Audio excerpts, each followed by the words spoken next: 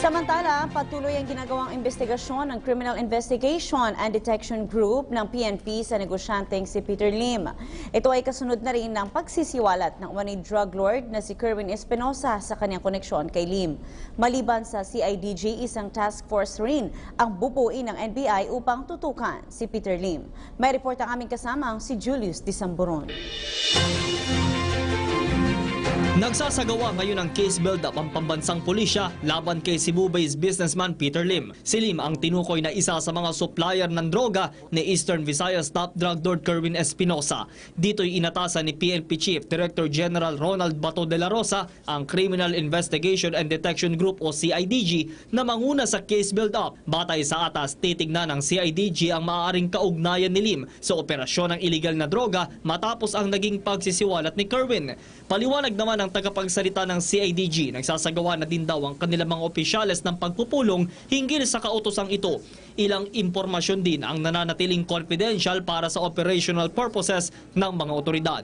Muli namang iginiit ni De La Rosa sa isang pahayag na nananatiling sincero ang Duterte administration sa war against illegal drugs. Bukod sa CIDG, bubuo din ng isang task force ang National Bureau of Investigation na tututok kay Peter Lim.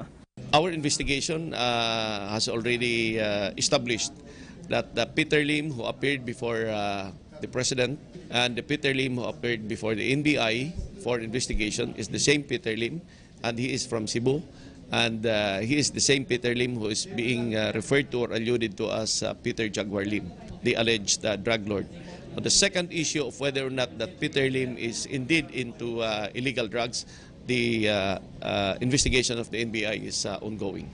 Suportado naman ang Volunteers Against Crime and Corruption of VACC ang hakbang na ito ng PNP at NBI. Paliwanag ni VACC spokesperson Arsenio Evangelista Jr., panahon na para malaman ang tunay na kaugnayan ni Peter Lim sa illegal drug trade. Pangit lumalabas pag hindi nila nakukuha si Peter Lim at hindi siya nagiging accountable do sa maraming mga personalities na tinuturo siya na talagang siya ang main source big time. Kasi po lumalabas dito nagiging selective ang paghabol, pagtugis at paghuli talaga, no? And even eradication ng laban kontra droga. Dapat tugisin, mahuli na to si Peter Lim para ma-include din siya sa Senate hearing para talagang gumanda yung image laban sa droga.